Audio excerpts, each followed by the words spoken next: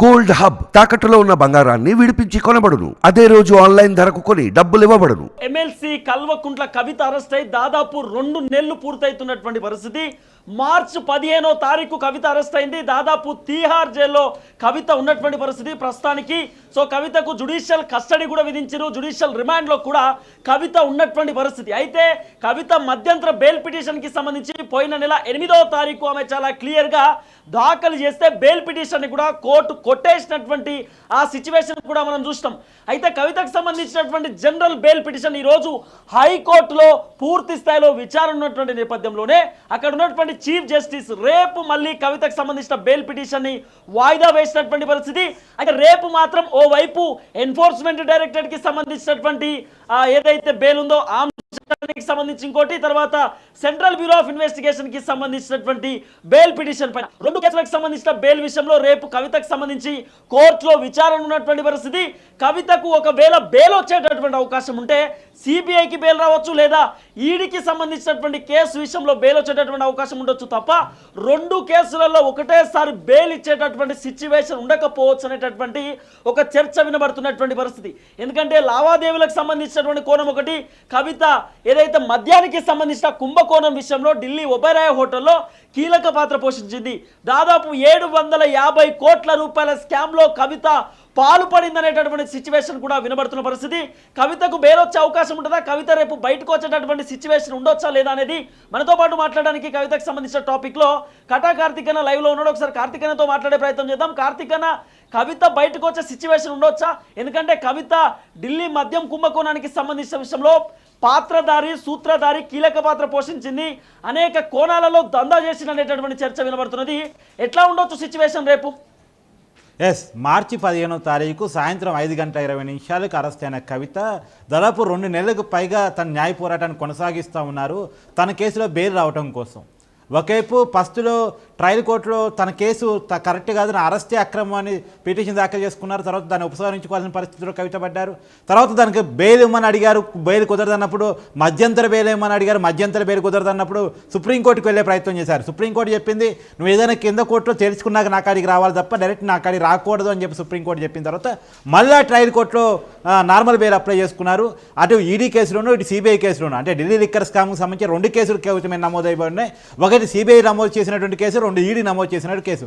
ఈ 2 కేసుల్లో దేనికి దాంట్లో కూడా బెయిల్ తెచ్చుకుంటే తప్ప కవిత బయటికి రాలేదు. ఏ కేసులో ఒక కేసులో బెయిల్ వచ్చి ఇంకో కేసులో బెయిల్ రాకపోయినా సరే కవిత తీహార్ జైల్లో గడపాల్సిందే. 2 కేసుల్లో బెయిల్ వస్తేనే కవిత తీహార్ జైలు నుంచి బయటికి రావడం జరుగుతుంది. అయితే ఇప్పుడు సుప్రీంకోర్టు గైడ్లైన్స్ ఇచ్చిన తర్వాత తను ఓ పద్ధతి ప్రకారం పోతున్నారు. ఫస్ట్ ట్రయల్ కోర్టులో అప్లై చేసుకున్నారు. ట్రయల్ కోర్టు కాదన్న తర్వాత ఇప్పుడు ఢిల్లీ హైకోర్టుకి వెళ్ళారు కవిత. ఢిల్లీ హైకోర్టులో ఈడీ కేసులోనూ బెయిల్ అప్లై చేసుకున్నారు, సిబిఐ కేసులోనూ బెయిల్ అప్లై చేసుకున్నారు. ఇవాళ సిబిఐ కేసులో బెయిల్ చర్చకు వచ్చింది, కానీ దాన్ని వాయిదా వేయడం జరిగింది. రేపటికి అది వాయిదా వేయడం జరిగింది. రేపు ఆల్రెడీ ఈడీ కేసులో బెయిల్ పిటిషన్ పెండింగ్లో ఉంది. సో రేపు ఈడీ, సిబిఐ 2 కేసుల్లో బెయిల్ పిటిషన్లు విచారణకు రాబోతున్నాయి ఢిల్లీ హైకోర్టులో. మరి బెయిల్ వచ్చే అవకాశం ఉందా లేదా అని ఒకసారి చూసినప్పుడు టెక్నికల్గా తనకు బెయిల్ వచ్చే అవకాశం లేదు. ఎందుకు బెయిల్ వచ్చే అవకాశం లేదని మనం చెప్తున్నాం అంటే కారణం మనీష్ సిసోడియా మనం చూస్తున్నాం. ఢిల్లీ ఉప ముఖ్యమంత్రిగా ఉండి ఆ రోజు ఎక్సైజ్ శాఖ మంత్రిగా ఢిల్లీకి ఉండి ఈ ఢిల్లీ లిక్కర్ పాలసీని అమల్లోకి తీసుకొచ్చినటువంటి వ్యక్తి మనీష్ సిసోడియా. అతను అరెస్ట్ అయ్యి దాదాపు 18 నెలలు గడిచిపోతా ఉంది, ఇంతవరకు బెయిల్ రాలేదు. అనేక మార్లు అతను బెయిల్ అప్లై చేసుకున్నా కానీ అతను ఇవ్వడం నిరాకరించారు. సహజంగా బెయిల్ ఇచ్చేటప్పుడు కొలమానాలు ఉంటాయి. ఆ కొలమానాలు ఏంటంటే ఫస్ట్ నేరం తీవ్రత ఎంత, నేరంలో ఆ ముద్దాయి నిందితుల యొక్క పాత్ర ఎంత, 3 వీళ్ళు బయటకు వచ్చే సాక్షుల్ని ప్రభావితం చేస్తారా లేదా, 4 సాక్ష్యాధారం ధ్వంసం చేస్తారా లేదా, 5 విదేశాలకు పారిపోతారా లేదా అనేటువంటి అంశాల ఆధారంగా బెయిల్ ఇవ్వాలా వద్దా డెసిషన్ తీసుకుంటారు. ఈ విషయంలో కవిత చాలా ఇరక్కపోయి ఉన్నారు. ఎందుకు అని మీకు చెప్తున్నా వినండి. ఫస్ట్ ఈ కేసులో నేరం తీవ్రత చాలా పెద్దది. మీరు అన్నట్టు 750 కోట్ల కుంభకోణాన్ని మీరే చెప్తా ఉన్నారు. అంతకన్నా ఎక్కువ పెద్ద కుంభకోణం ఇంకా బయటకు రావాల్సిన విషయాలు చాలా ఉన్నాయి. అది ఒకటి. 2, ఈ కేసులో ప్రథమ ముద్దాయి, ప్రథమ నిందితురాలు ఢిల్లీ ముఖ్యమంత్రి కేజ్రీవాల్ మరియు కవిత మాత్రమే అని చెప్పేసి సిబిఐ, ఈడీ కీలకంగా వాదిస్తూ ఉన్నాయి. ఈ మొత్తం లిక్కర్ పాలసీని రూపొందించింది కవిత. ఈ లిక్కర్ పాలసీని ఆమ్ ఆద్మీ పార్టీ ముందు ప్రపోజల్ పెట్టింది కవిత. ఆమ్ ఆద్మీ పార్టీకి డబ్బును రుచి చూపించేసి ఈ పాలసీని ఢిల్లీలో అప్లై చేసుకునేలా చేసింది కవిత. దీని చుట్టూ లిక్కర్ వ్యాపారం చేసుకోవాలనుకున్నది కవిత. కాబట్టి ఈ కేసులో కవిత యొక్క నేరం పాత్ర చాలా తీవ్రమైనటువంటిది. ఈ సౌత్ గ్రూప్కి హెడ్డే కవిత. ఏదైతే ఢిల్లీ లిక్కర్ స్కామ్ చేసినటువంటి సౌత్ గ్రూప్ ఉన్నారో ఈ సౌత్ గ్రూప్ కెప్టెన్ కవిత కాబట్టి కవిత యొక్క పాత్ర చాలా తీవ్రమైనటువంటిది. మూడో అంశం సాక్ష్యాధారాన్ని ప్రభావితం చేసే అవకాశం ఉందా లేదా అని చూసినప్పుడు ఆల్రెడీ ఆమె మీద ఆరోపణలు సిబిఐ మోపుతా ఉంది, ఈడీ కూడా మోపుతా ఉంది. తన సాక్ష్యాధారాన్ని ప్రభావితం చేస్తారు, సాక్షులను బెదిరిస్తారు అంటుంది. ఎందుకంటే ఆమె శరత్ చంద్రారెడ్డిని బెదిరించింది, తర్వాత అనేక మంది అరుణ్ పిల్లని బెదిరించింది.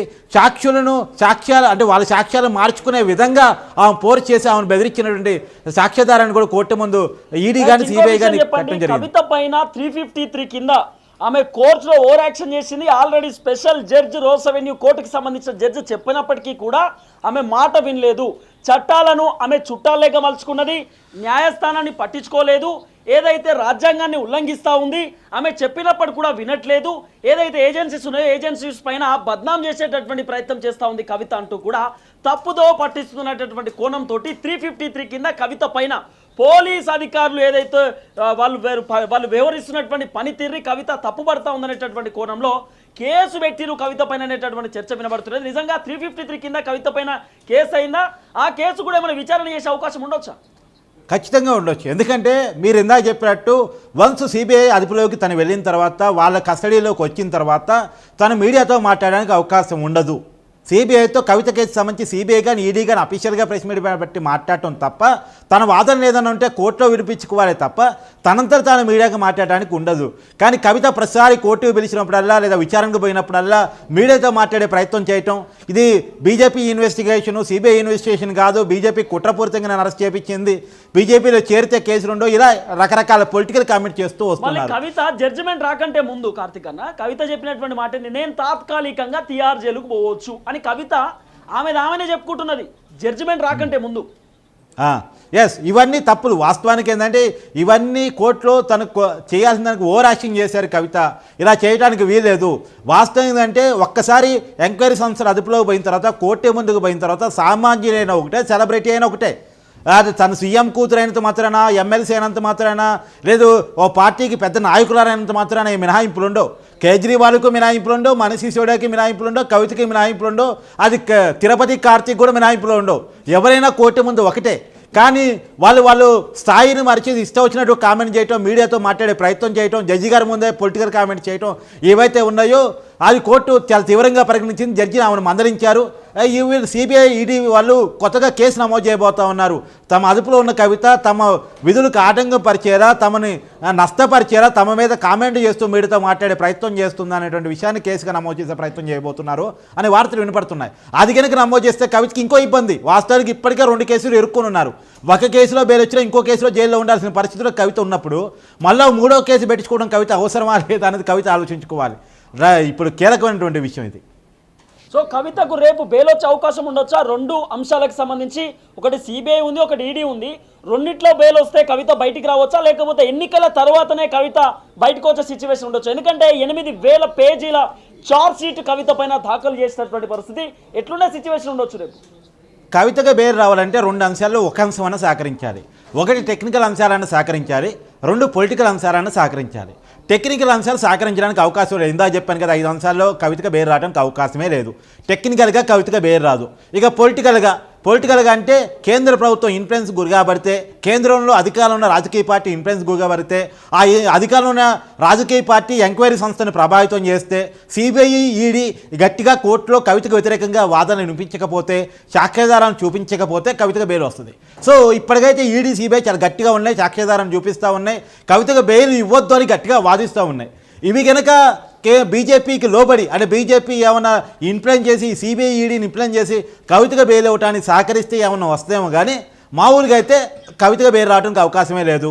రెండోది బీజేపీ అనుకుంటుంది కేసీఆర్ని బీఆర్ఎస్ పార్టీని బదనాం చేస్తేనే, బీఆర్ఎస్ పార్టీని రాజకీయంగా తెలంగాణలో లేకుండా చేస్తేనే ఆ స్పేస్లోకి తను రావచ్చు, బీఆర్ఎస్ వెనకాల ఉన్న ఓట్ బ్యాంక్ని తను క్యారీ చేసుకోవచ్చు, తెలంగాణలో రేపు పొద్దున కాంగ్రెస్ ప్రభుత్వాన్ని కూల్చేసి 2029లో బీజేపీని అధికారంలో తీసుకురావాలంటే బీఆర్ఎస్ అనే ఒక ప్రాంతీయ పార్టీ లేకుండా చేయాలని బీజేపీ ఆలోచిస్తున్న వేళ కేసీఆర్ కుటుంబానికో కవితకో బీజేపీ సాయం చేస్తుందని మనం అనుకోలేం. ఎప్పుడు సాయం చేస్తుందంటే బీజేపీకి కేంద్రంలో బీఆర్ఎస్ అవసరం పడితే అప్పుడు చేస్తుంది. కానీ ఇప్పటికైతే వాళ్ళకి అవసరం లేదు, రాబోదు అని మనకు అంచనా ఉంది కాబట్టి మోస్ట్లీ వాళ్ళు చేయకపోవచ్చు. అంటే టెక్నికల్ అంశాలు సహకరించడానికి అవకాశం లేదు, రాజకీయంగానూ కవితకు సహాయ నిరాకరణ ఎదురవుతూ ఉంది. కాబట్టి ఒకవైపు టెక్నికల్గా ఈ కేసులో బెయిల్ రాదు, రాజకీయంగా కేసీఆర్ ఎలాంటి ప్రయత్నాలు చేసినా బెయిల్ వచ్చే అవకాశం కనబడటం లేదు. So thank you so much అన్న. సో ఇది కార్తీక్ అన్న చెప్తున్నటువంటి అంశం. సో కవితకు సంబంధించినటువంటి అంశంలో మాత్రం బెయిల్ వచ్చేటటువంటి సిచ్యువేషన్ లేదు. ఎందుకంటే దాదాపు కవితకు సంబంధించిన ఫోన్లలో కానివ్వండి, ల్యాప్టాప్స్లలో కానివ్వండి, సేకరించినటువంటి డేటా ప్రకారం, లేకపోతే కవితకు సంబంధించిన బినామీలకు సంబంధించినటువంటి ఏదైతే వాళ్ళు ఇచ్చినటువంటి వాదోపవాదనలకు సంబంధించిన విషయంలో కూడా కవితకు బెయిల్ వచ్చే పరిస్థితి లేదు. ఒకవేళ కవిత సుప్రీం కోర్టుకు పోయిన తర్వాత కూడా బెయిల్ వచ్చేటటువంటి పరిస్థితి ఉండకపోవచ్చనే చర్చ వినబడుతున్నది. ఎందుకంటే ఆల్రెడీ చాలా క్లియర్గా 8,000 పేజీలతో కూడినటువంటి చార్జ్ షీట్ కూడా కవిత పైన దాఖలు చేసినటువంటి పరిస్థితి. ఆ చార్జ్ షీట్లో బడా నేతల పేర్లు కూడా ఉన్నటువంటి పరిస్థితి. ఓవైపు ఢిల్లీకి సంబంధించిన లిక్కర్ పాలసీలో కవిత కీలక పాత్ర ఉంది. దాదాపు 1,000 కోట్ల రూపాయల లాభం వస్తుంది, 100 కోట్ల రూపాయలు రాష్ట్ర ప్రభుత్వం దండుకోవచ్చు అని చెప్పి కవితకు అరవింద్ కేజ్రీవాల్కి చెప్తే, అరవింద్ కేజ్రీవాల్ మనీష్ సిసోడియాకి చెప్తే, వీళ్ళందరూ కూడా ఒక టీం లెక్క ఫామ్ అయ్యి ఏదైతే లిక్కర్ పాలసీని క్రియేట్ చేసి ఒక దందాన్ని పాల్పడేటటువంటి ప్రయత్నం చేసినట్టు కూడా క్లియర్గా సిబిఐ తెరపైకి తీసుకొస్తున్నటువంటి పరిస్థితి. చూడాల్సిన అవసరం ఉన్నది ఎలాంటి కోణాలలో తెరపైకి వస్తారనేది.